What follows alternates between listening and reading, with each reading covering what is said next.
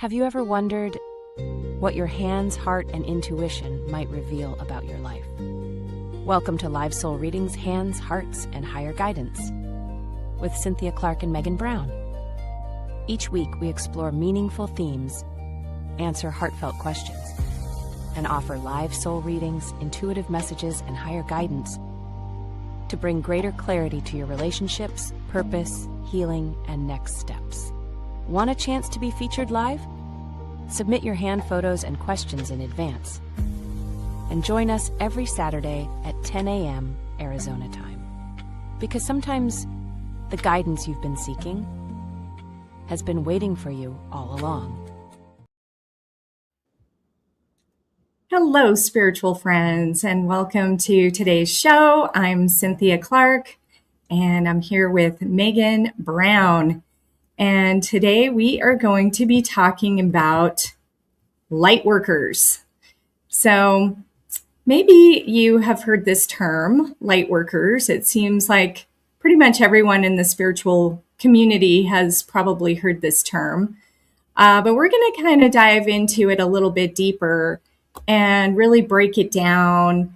And how can we redefine it in a way that's going to make sense for us so that we can move forward in our lives? So, Megan, Hi. how are you doing today? Good, thank you. How are you? Yeah. Oh, I'm doing good. It's been a little challenging with the weather. We had a huge rainstorm the other day, and it's flooding issues now going on. But it's all good, Yeah. We just deal with it. Yeah. It So, sounds beautiful though. The rain. Yeah, we needed it. I mean, after that enormous fire that we had here in Sedona. Yeah. And luckily the smoke is gone and everything looks like it's pretty much under control. So, but it is making it kind of muggy and humid. Yes, it is. I felt that this morning. Yeah. I just start like sweating. It's pretty crazy. But because I'm used to it being so dry, you know what I mean? Yeah. Yeah. I am too. And it was nice and refreshing to feel that. I know it is. And it smells good too. It smells good outside. So yeah. So what do you think about the term light workers? Okay. So I don't use the term myself. I mean, I should take that back. Occasionally I will use it, but very rarely. Because I remember when I was an atheist and I heard the term light worker, and it always made me just kind of check out. I couldn't attach to, oh, somebody's going to throw some sort of woo-woo stuff at me. And Were you about to say crap? I was trying to not use my language. I was trying to edit myself in that moment. But yes, the woo-woo crap. And I got tired of being, told what something is and told what I was missing and this whole thing. So I don't know when the term started, and truly who comes into my mind when I think about it is Shirley MacLaine. In the 80s, she did that book, Something on the Edge. Was it On the Edge? It was huge. It was huge. I don't remember the name of the book, but yeah, I definitely remember Shirley MacLaine. Yeah. And she was kind of like this pioneer for the spiritual talk at a time that it didn't even really exist on any social platform that I knew of anyway back then, but other than religion. But now when I think back about what she did, I think, oh, wow, that is so brave. And that is so exactly what we all need to do, and not align it with a quote unquote woo-woo way of thinking. Instead, it feels more about acceptance. To be a light worker to me now means I am going to show up for another and be unconditional. So I know that I have been, I've had my judgment battles in life. I will just say it like that because I know everybody has, but I know that I've been judgmental in my life. And that is something in my near-death experience. It was like, oh, yeah, that's not okay. Not to say I haven't, done it since, but nothing. And I think, there are times when we have to judge something, but you got to know when it's not necessary. You know what I mean? And so to me, that's a part of being a light worker, is just to recognize that people are going to just be themselves and work with people and have no expectations of them to be anything different than they are. And I don't know, I guess there's more to it, but what do you think? Well, I think, the term itself, I don't think there's really anything wrong with it.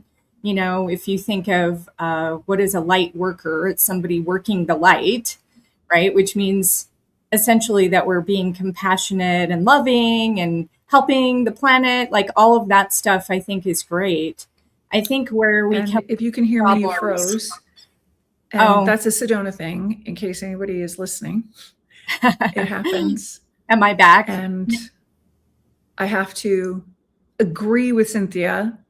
Oh, there she is again. Okay, I was explaining that a Sedona thing is we glitch and this weather. Oh, yeah. You did, but what's funny is you didn't glitch on my end. Oh, okay. So, yeah, so that's interesting. But anyway, so I think there's really nothing wrong with the term per se, but I think where we come into problems is sometimes we wear it like a badge of honor, or we think of ourselves as superior to others. So just to give an example on this, and I'm certainly not going to name names on who this person is, but there used to be this person that I knew, and she suddenly became, in her mind, enlightened, right? So she was really excited about it, and she was, working with a mentor who was helping her, and, all these things are really good, right? I'm certainly not knocking any of this. But where it became a problem is she shoved it down everyone's throat who was around her and who was not ready to hear it. So she would literally talk like this: I'm raising my vibration and you're not, and you need to figure it out. And she was so judgmental, and she essentially pissed off everyone around her.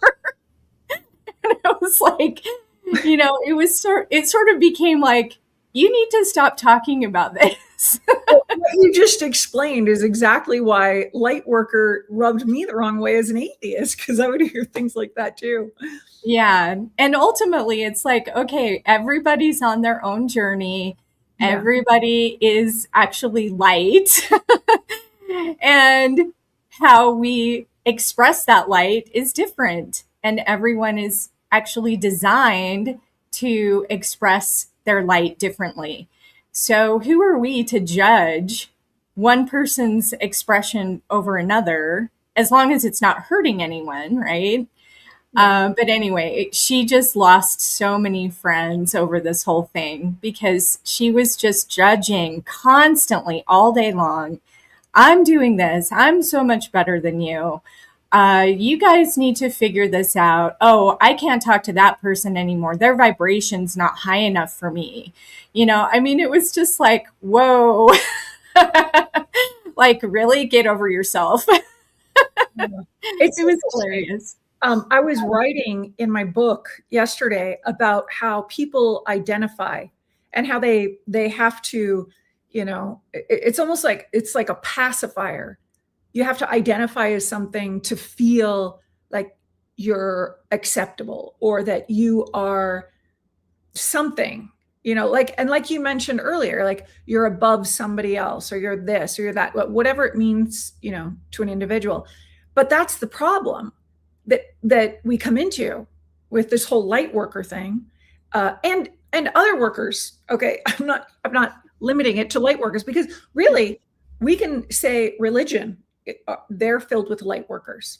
Okay. Absolutely. So, yeah. It's like everybody everybody is here wanting the light and wanting to be a light worker. And those that are not, I shouldn't say everybody, because clearly we've seen some things in our world that people have definitely shown us that that's not their intention at all. But for those of us, a huge majority, I don't believe a huge majority does not want to be a part of the light or represent it.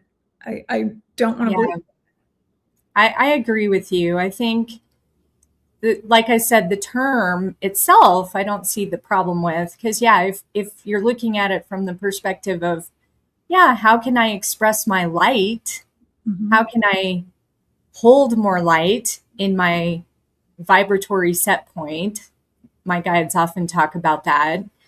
That's really, really a good thing to do. It's a worthwhile goal. It's actually part of the ascension process, right? But we have to do it from a place of neutrality and non-judgment. And we have to let other people find their path in the way that they need to, right? Because sometimes people have to go through the darkness, right? I mean, look at some of the ways that you've grown over the years. It's actually easier to grow from when you get shoved into the darkness, right? Isn't that interesting? Because we live in this dualistic reality, and sometimes we need to be shown this contrast. So just because you are, depending on where you are in your life, you might be in that darkness, but that doesn't mean that you're not a light worker or that you're not seeking the light. So it's good to just look at that, right? So, I mean, Megan, you went through one of the biggest, darkest periods of going through a near-death experience. I can't think of anything that would be more dramatic than that. Well, it turns out my divorce was, but I'm just saying, and that brought some darkness around. But no, the near-death experience was definitely a dark period of time in my life because I was living in fear. I didn't know what was happening. I didn't believe in anything, I wasn't holding on to a faith of any kind. I just knew I was going to die, and that's what I was feeling. And then I learned that there is no death. So the darkness, it's interesting. Talking about the darkness is about recognizing our own limiting beliefs. That's the dark. And when we are not open to being accepting, to listening and experiencing other people's views and versions of themselves or what they think, I think that we are putting ourselves in a dark place. Does that make sense, what I'm saying? Yeah, definitely. Yeah, because we don't live in a vacuum, right? We live with other people. There's other humans. We have to deal with all kinds of personalities, right? And this is also where, the hands come in so useful, is that your personality gets shaped from the time you're born to the time you're about 6 years old. You're going to get that hand shape. And that hand shape is your personality archetype. Mm-hmm. And that archetype is going to impact how you show up in the world. So we have people who show up in the world very differently because they have different hand shapes. They have different ways of looking at things. And that's okay, right? We're not all supposed to express things exactly in the same way. So I think one of the best ways as a light worker, like if you truly want to be a light worker and you want to help others, the best thing you can do as a light worker is to show up as your authentic self, know what your personality is reflecting, and reflect it in a way that is really in alignment with what your soul wants for you to experience in this lifetime. And I think that merging of the soul and the personality is so, so important. Yeah, the personality created by the mind, if you think about it. And the mind, because the mind is being taught, oh, this is the way to do things. This is the way it, this is the right way. This is the wrong way, whatever it is. And our soul is like, okay, we're along for the ride. And we know everything that you're dealing with. And why don't you listen to me? I really feel like the soul is our sixth sense, our gut instinct. That's our soul. That's how it. And yeah, anyway, you just made me think of that. Yeah, I think of the soul as the higher self, right? So if we think about the three levels of the mind, so the hand shape is going to be more in alignment with the subconscious, the personality, right? That's how it emerges. The conscious mind, that's your everyday thoughts and the things that you do, the things that you're choosing, right? That essentially encompasses your free will, right? Because we live in a free will planet. And then we have the soul, which the higher self is overseeing the whole thing. So when we tap into the light within ourselves, we want to honor this earth journey.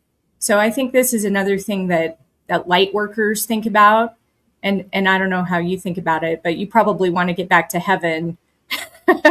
Like, oh yeah, I want to go back to heaven. That's like so amazing and so beautiful. Yeah. But, we have to also honor our path on earth, and we're here for a reason, right? So we need to know what that reason is, and we need to live that. Well, I'll tell you what God told me back in my NDE. He informed me that it's reincarnation and it's karma. And some people I've seen in some of the posts that I've done, they react to karma, and that, as if this is, a punishment of some sort, like it's a bad thing. And in fact, it's not. I don't look at karma as being a bad thing at all. I look at karma now as the reason that we're reincarnated, and it's actually karma with ourselves, not just another person. So what we have done is we have set up our energy patterns from a previous life. We messed up the system in the circuitry of the universe. That's what it comes down to. And we messed it up in such a way where we have to come back and fix it. And so the only individual soul who can come back and fix it is the one who put it out of alignment to begin with. And the only way to get it back into alignment is energetically, is to literally love, and unconditional love. Acceptance is synonymous with love. That's what God kept saying to me. And well, he said it the first time, but he said it again, and then others said it. And it's so true, so that's why we're here, according to my NDE, is to just correct what we've put out of alignment with our universal network system. Because if we want to just take that, out of a woo-woo context, it's like, all right, you have a computer and it's got a network system. And if it's off, you got to get it fixed. And so we're all computer networker employees here on earth in our lives, fixing the system. And, some are slower than others. Yeah, that's true. Some are slower than others for sure. Yeah. Well, I like the way you worded that. Yeah, that makes sense. So, and yeah, we do create that karma, right? Every single day in everything that we're doing. So we do need to get back to the love, back to the light, right? That's the light worker. And what does that mean for you? So in a practical sense, let's take a look at that. Let's say you've got your everyday problems. Maybe you're in a job you don't like. Maybe you have people around you that you're not very friendly with, or, you get in arguments with your mother or whatever, right? So you can always look at that, and you can just, first of all, just ask yourself the question of, why did I create this in my life? Right? Because you create everything in your life. And so if something is showing up that you don't like, you need to figure out the reason why. Why is it there? Because otherwise it wouldn't be there, right? So, and remember, you chose your mother. We've talked about this before too. Like you chose your mother. You chose what family you were going to be born into. We choose from that soul perspective. We choose a lot of things before we come in. We choose the kinds of problems we're going to balance and harmonize from previous lifetimes and all sorts of stuff. So, whatever it is showing up in your life that you don't like, just ask yourself, why is this here? Why is this showing up? What am I here to learn from this experience? And how can I bring more light to it? Right? So that you can think of that as part of your light worker job. And as you bring more light to whatever that stress or challenge is, you can start to then transform it, because you can't change what you don't know. And so if you remain unconscious about it and you just think you're a victim and you just let life bowl you over, that's not really embracing the light. That's not really empowering yourself. So this is really, I think, something that everyone can make progress in, as if they want to change their lives. Is you have to be responsible for what's showing up. Oh, yeah, absolutely. And, a couple of things that you're saying, I'm just like, oh, yeah, I've been thinking about this, a lot, because I'm writing about it in this book that I'm working on. And one of the interesting things about my mother, getting to the mother topic, I finally get that, okay, no, we didn't get along, but she has since, literally in the past, 2 weeks, has been texting me. And I'm thinking, wow, okay, so the end of days, it's got to be at the forefront of her mind, And so what am I doing about this? How am I showing up in this moment? Am I going to show up with resentment, like you were not there for me, you were this, you were that? No, I get that I am supposed to show up in the unconditional manner and say, oh, thank you for thinking of me, or thank you for your prayers, or thank you for whatever it is she was saying. So it's like how I'm responding. And I believe that all of us, I'm just using this as the example, all of us have the opportunity to respond to our life situations, and seeing that our mother is, according to Yogananda himself, as I've shared, is our first karma. Well, that makes sense. Okay. And we are, or father, and we are connected and learning and becoming patterned through them and with the ways in which they do things. And what we as the parent need to always always influence our children to be the light of who they are. In other words, as a parent, we're not just to tell them, this is the way it goes, this is it, nope, you can't do this. And there are times that you do have to step in and say, no, that's not acceptable behavior. But then there's this balance, because the parent is actually learning from the child, and the child is just open, free light. They are the actual light of their soul. And I think it's so incredibly beautiful. But we can be this light for our friends as well, and for those that we love, and we can be this light for the world. We can be this incredible energy, which is our soul. And in what I'm teaching in my book, and you and I, and the ways to God, I talked about this. love breaks down to the light. The L is for light, for the soul. The O is for organic. The V is for voice. And the E is for echo. So we are each organic to one another. There's no one else like us. And then our voice starts at the moment of our thought's inception. So whether we say it out loud or not, our voice is being used. So we are actually a participant in what is being echoed, not only in our body, but in the energy fields of this universe, the network system. Because we're all this incredible composition of perfection that has been contorted and, put into some compartment by what we were raised with, right? And raised with knowing this is the way and this whole thing. But really what's happening is that the light is somebody else. I look at it this way, like somebody else is trying to dim our light and tell us, no, that's not okay. Look, if you're not out there actively trying to harm anybody, okay, that would be wrong. Okay, we don't want to live in that.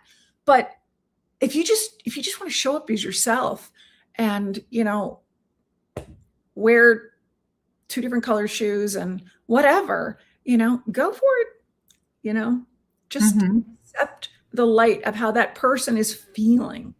It's so important. And I think we as a humanity, we tend to look over that. I think there's also a lot of voices that are trying to align with that as well. But I don't know what the statistics are. I just wish that it was dominating our social media and, our cultures. Yeah, I agree. I think responding and responses is extremely important. It's one of the 4 things that you're in charge of. This is something I talk about all the time is you're in charge of your thoughts, your feelings, your actions, and your responses. And the responses is the one that most people forget about. So yeah, if you're just reacting to everything around you, you're not really taking ownership or charge of your life.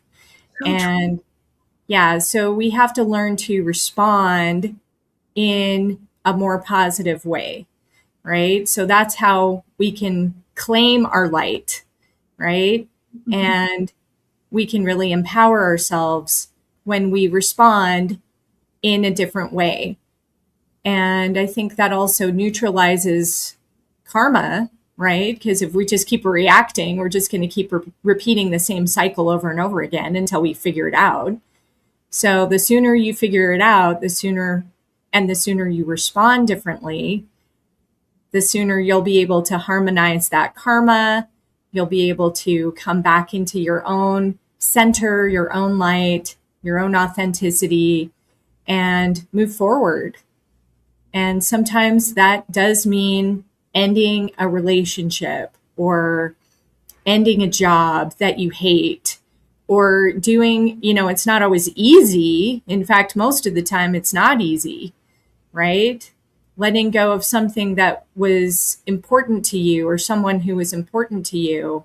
And these things evolve over time, right? And sometimes people are only meant to be in your life for a short period of time. They're not necessarily meant to be in your space for your whole life, right? So these are all just things to contemplate when you think about how are you showing up in your light. So I love your love acronym too. That's awesome. For me, yeah, love and all that acronym. Everyone is the acronym of love, and the light is connected to everything that you were just talking about. I mean, that is it. That's the energy source. That's the power. Power adapter, if you will. It's the adapter to the universe. If you don't have that light, then you've got nothing to offer.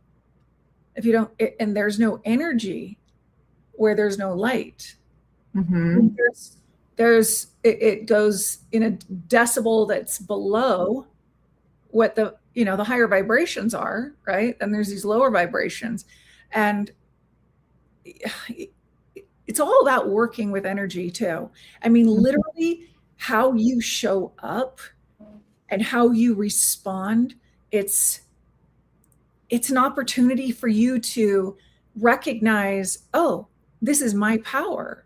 I get to use my light in this way, and this is how I am going to teach, in terms of my action in this regard, whatever this is that you're dealing with.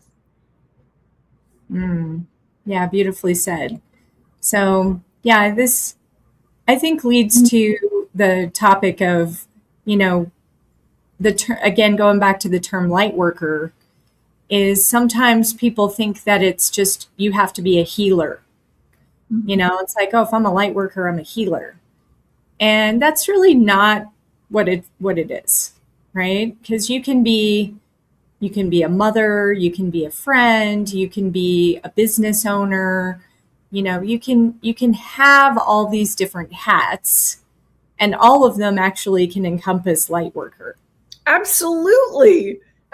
Absolutely. They're all healers, because even the business owner, you don't know what they're doing to help others heal. Like, they're employing people, or they're making others happy, or there's a whole bunch of stuff that can go into that. Yeah, absolutely. So really we all can be light workers. We're all light workers. Essentially is the bottom line. Yeah. And we need to just let go of the judgments around it, the stigma around the term, remembering that we're all together. We're all in this boat together on Earth, and we're all trying to navigate the best we can. So it's important to choose how you show up. And so sometimes that can be difficult, especially if you're in a difficult situation or circumstance, and it takes time. This is the other thing that I think a lot of light workers maybe, I don't know if they all think this, but it just kind of reminds me of that lady who was super judgmental.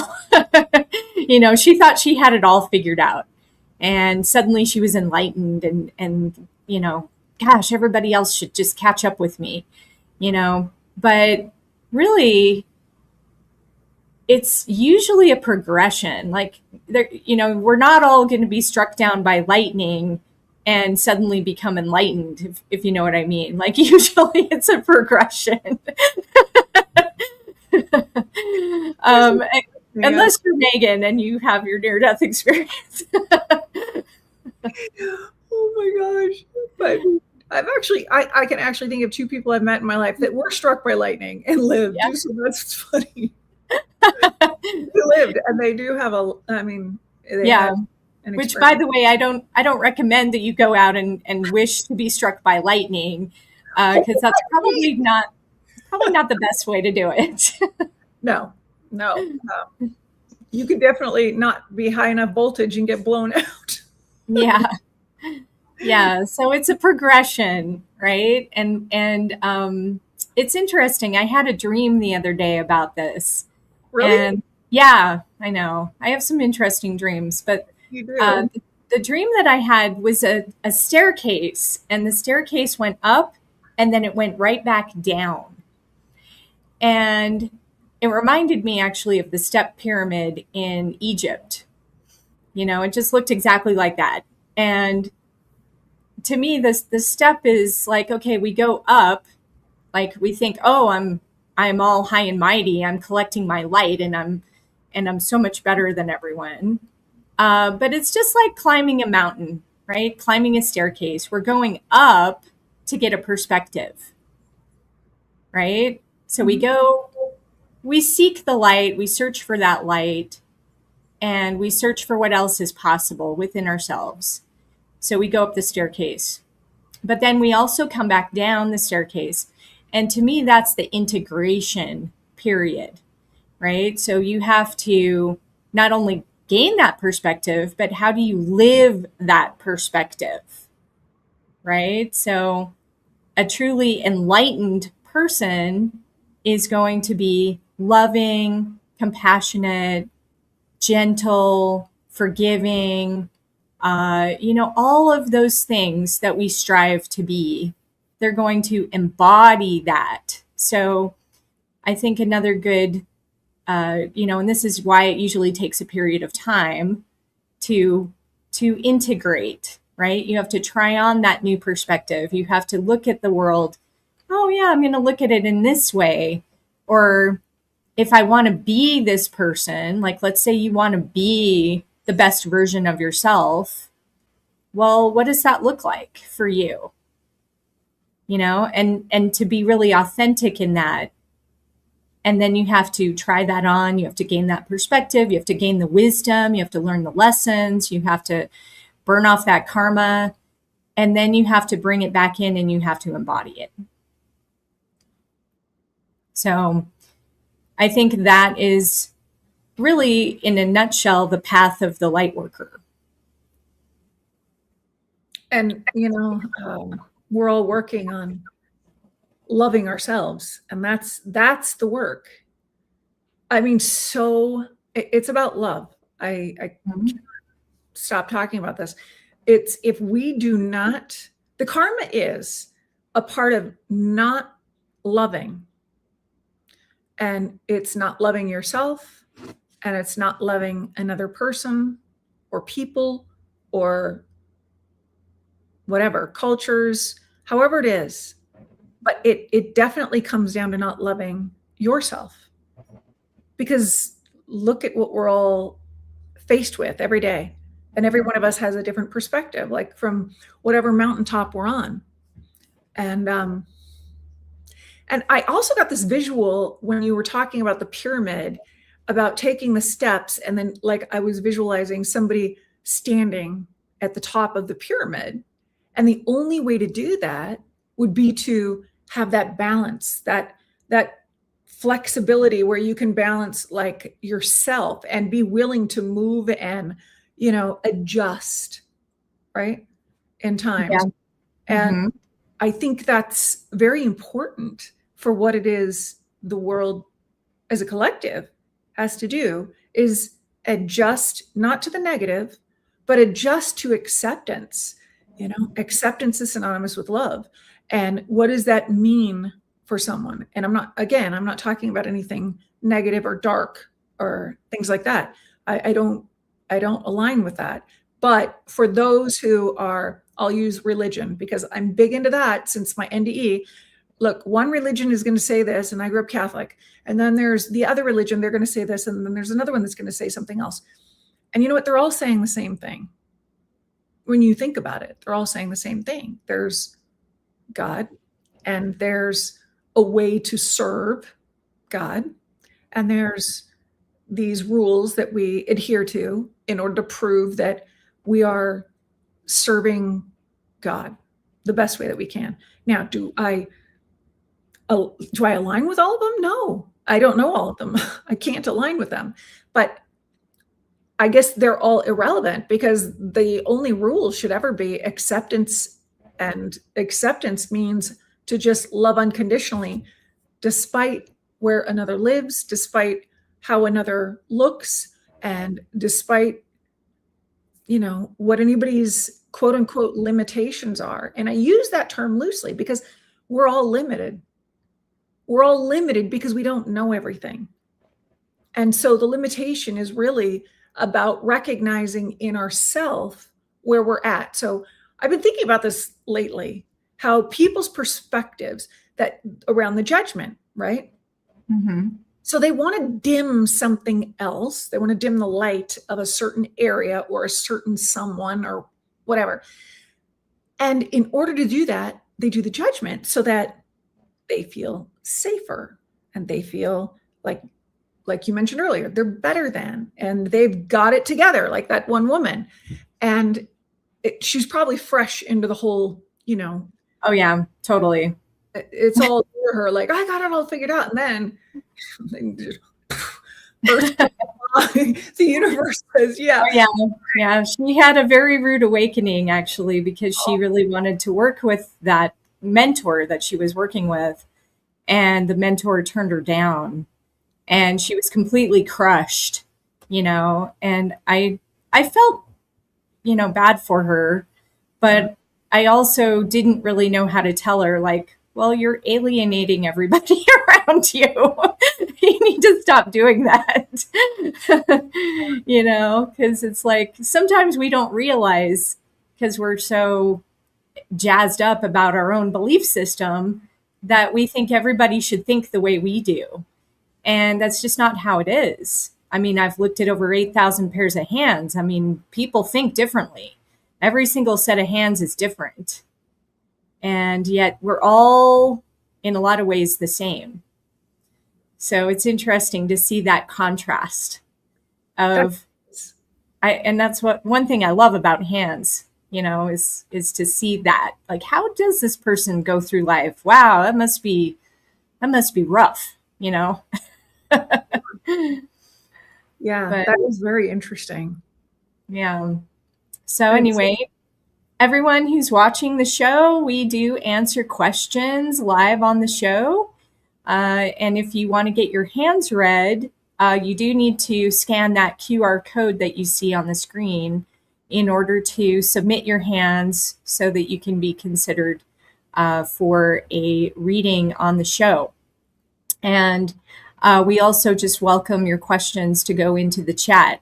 So I was thinking what would be fun, since we didn't have any questions yet, I would draw a card from my palmistry tarot deck. This is actually a deck that I created, ties in with the hands, and then we'll just see what the message is for whoever is out there watching, because maybe you don't have a question or you don't know what to ask. And I can certainly understand that. Sometimes we like to just be the observer, I'm certainly like that sometimes. It's like, oh, I don't have a question, but I'm listening and paying attention. So, all right, so we're going to talk about a part of the hands, whatever comes up. Okay, and the card coming up is the inverted 10 of fire. Okay, so this is actually interesting. It's the stress line card. Okay, so we have this poor guy who is carrying a giant log, and he's really carrying this heavy burden, and he's holding on to this tremendous amount of weight, right? So what is the weight that is on your shoulders? What is the weight that you are carrying? And when we invert this card, by the way, it's about what can you let go of, right? So stress lines, by the way, show up in the hand. They're in just next to the thumb, okay? And they're going to be horizontal lines that go across the thumb. Okay, so if you have a bunch of those lines in your hand, that's showing that you have a lot of stress and you're holding a lot of stress. And most people have at least a few of these lines. Some are, deeper and thicker than others, but yeah, just take a look at your own hand and check those lines out that come out from the thumb. So really the message that this card is saying is, you can let go of your burdens. You can let go of whatever you think is holding you back. There is nothing holding you back, right? Except your thoughts, feelings, actions, and responses. So you just need to reframe those things, and you can let go of the stress in your life, right? So what stress are you wanting to release or transform, transmute, turn back into the light? Okay, that's really what this card is all about. Okay, so anything to add on to that, Megan? I think we're all carrying a responsibility. That's what your card made me think of. We're all carrying the responsibility to be the light, literally be the light in our world. And I think that's totally off course for the most part, because the priorities and the things that people are getting away with that I've seen displayed on social media is really disturbing. And yet we all have that responsibility to love this situation to turn it around and to make right and what is out of alignment with love, and not allow actions of others to dim anyone else's light, because their light, by the way, no one's light can ever be dimmed. As a matter of fact, your mind is the only thing that can dim your light, but yet your light doesn't have to go anywhere, and no one else can do it. It's totally on you. So we have a responsibility. And I just found it interesting that, on the card, he was carrying what he was carrying. And I think we are all carrying a lot. And I think that we are all trying to be the light of who we are, and be heard and be accepted and be loved and nurtured and acknowledged, like the big conversation I had with Jesus in heaven. And it was recognizing that, oh my gosh, every experience in my life is a child within me. That's what he informed me of. And I need to, I finally, the light went on for me. I said, I have to acknowledge them. I have to listen to them, nurture them, and love them. And that's what we all need to do, because that's what the light does. So we are all really responsible for loving, listening, acknowledging, and nurturing one another. I really believe that. And that's what that card made me think of. Yeah, absolutely. Yeah, I love that. Because it's true. That's what we're here for. We signed up for this earth thing. We signed up to be here. By the way, I wanted to just mention that if you enjoy these kinds of conversations, Megan and I are here every Saturday. And next week, we're actually going to be talking about forgiveness. So if you want your hands read, just scan that QR code and you can be asking your question, and we'll put it on to the next live stream. And also, I've got an event that's happening today and tomorrow, and it's called the Pioneering Higher Consciousness Summit. And you can just go to this link I put in the chat, and I also have it up here, 5dfiles.com. And it's going to be a conversation about, this higher consciousness, and what does it mean, and what does it mean for us? What does it mean for the planet? It's free, by the way, so to go in and have access to the interviews is free, and then each of the different speakers is also giving away a gift. So you can get your free gift as well, and you can just join in. And they're also doing, I believe, a live Q&A panel today and tomorrow as well. So you can be part of the conversation. But just go to 5dfiles.com. And this is a great way to really expand your awareness in Lightworkers, all of these beautiful things. So I'm honored to have been featured as a guest on that summit. So we're gonna wrap up, I think, for today. Anything else you want to mention before we sign off, Megan? Anything else I want to mention? Yes. Be the light of who you are. Be the love that you already are. Just be yourself. That's what Goddess said to me in heaven. I was standing in front of her and she said, Megan, you're doing the world a disservice and yourself a disservice. Just be yourself. It's okay to be yourself. So she wasn't just saying it to me, as I later learned. She's saying this to everybody. Just be yourself. Love yourself. Shine the light that you are. Absolutely. Yeah, very well said. Yes, I would second that. And I would really just challenge you to ask yourself, how can you spread more light in your day? How can you be more positive?